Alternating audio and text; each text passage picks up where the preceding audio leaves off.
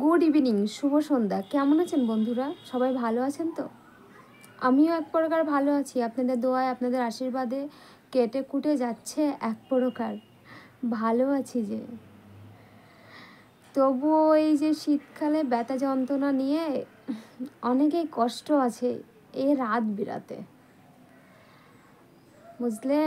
শীতের রাত অনেক বড় হয়। আর যাদের খুব কষ্ট, বয়স্ক মানুষদের তো বেশি কষ্ট। তাদের যাদের ব্যথা যন্ত্রণা, বাতের ব্যথা, তারা কি কষ্ট পাচ্ছে তারাই জানে। আমিও কিন্তু অসুস্থ, ওষুধ হয়েছে নিত্যদিনের সঙ্গী গো। আমার মতো নিত্যদিন কারা ওষুধ খাও প্রত্যেক দিন? একটু জানাবে তো, কারা কারা ওষুধ খাও নিত্যদিন? আর ওষুধ খেতে ভালো লাগে না। 3 মাস অন্তর অন্তর ব্লাড টেস্ট করে আমার এত কষ্ট হয়। ব্লাড দিতে করতে, ব্লাড চেক করে কতটা কি পরিমাণে কোন জায়গায় এসে দাঁড়িয়েছে। থাইরয়েডের প্রবলেম, তারপরে ইউরিক অ্যাসিড, তারপরে আর্থ্রাইটিস, নাও গেটে বাত শুরু হয়ে গেল। শীতের মধ্যে খুব কষ্ট হয়, ভীষণ কষ্ট, তাই না? আমার না মধ্যে মাঝে মনে হয়, জানো বন্ধু, মধ্যে মাঝে খুব মনে হয় যে এই যে ভ্যাকসিন দিলাম, কোভিশিল্ড ভ্যাকসিন দিলাম, তারপর থেকে তার ভ্যাকসিন দুটো কমপ্লিট হয়ে গেল পুরো, তারপরে গিয়ে শুরু হলো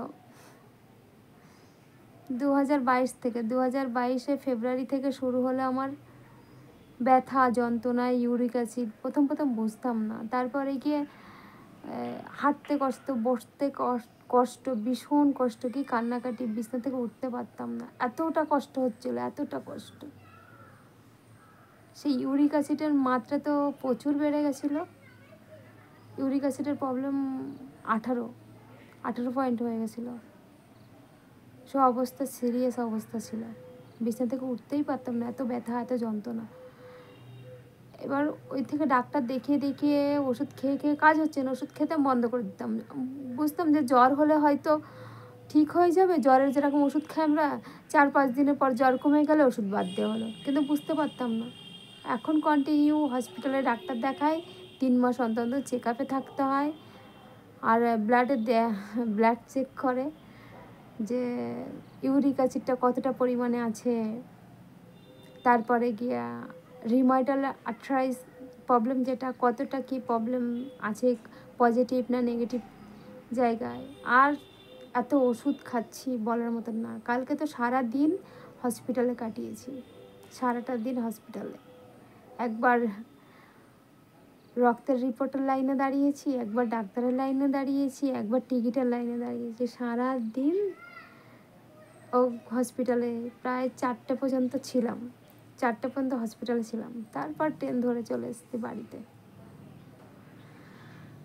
আমার মতন প্রবলেম কার কার আছে? অনেকেই বলছে, মানে যারা ডাক্তার দেখাতে যায় হসপিটালে, মানে প্রাইভেট হসপিটালে, তারা অনেকেই বলছে যে এই কোভিশিল্ড ভ্যাকসিন নেওয়ার পরে না এরকম প্রবলেম হয়েছে।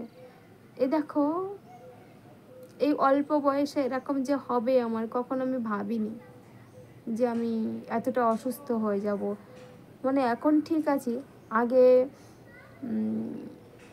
2 বছর কিংবা 6 মাস আগেও, 6-7 মাস আগেও বিছনা থেকে উঠতে পারি না, এতটা কষ্ট, বুঝতে পারতাম না তো, সেই জন্য। আর এখন বুঝেছি কন্টিনিউ ওষুধ খেয়েই যেতে হবে। ডায়াবেটিস যাদের, তারা ওষুধ খায় যেরকম, থাইরয়েডের ওষুধ খায় যেরকম, সেরকম করে খেয়ে যেতে হবে, কিছুই করার নেই। আর পারছি না ওষুধ খেতে। আর 3 মাস অন্তর অন্তর, 3 মাস অন্তর অন্তর সুই ফোটায়। থাইরয়েড কতটা কমলো, আর্থ্রাইটিস বাত কতটা কমলো,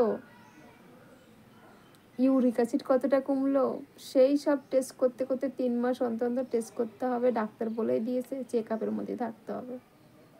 আর ওখান থেকে কিছু ওষুধ দেয় হসপিটাল থেকে ফ্রিতে, আর 1200 টাকার ওষুধ, প্রত্যেক মাসে 1200 টাকার ওষুধ কিনে খেতে হয়। বুঝেছে, প্রত্যেক মাসে 1200 টাকার ওষুধ কিনে খেতে হয় গো। এটাই পৃথিবী গো, বেঁচে থাকতে গেলে ওষুধেই সম্বল হয়ে দাঁড়িয়েছে। এটাই সব থেকে আমার, ওষুধেই সম্বল। না খেলে বন্ধ করে দিলে যে আমি যন্ত্রণায় ছটফট করব, কষ্ট হবে।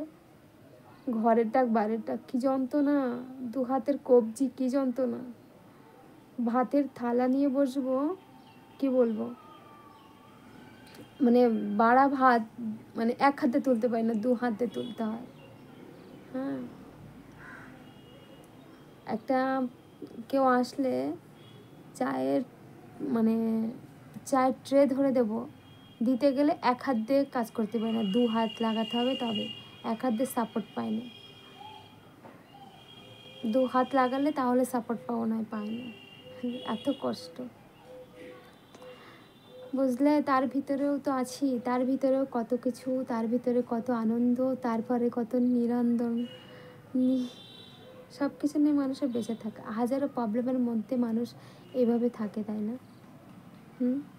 আমার থেকেও অনেকের বড় বড় প্রবলেম আছে, অনেক বড় বড়। সবাইকে ভালো রাখুক, সবাইকে সুস্থ রাখুক, সুস্থতায় কামনা করি।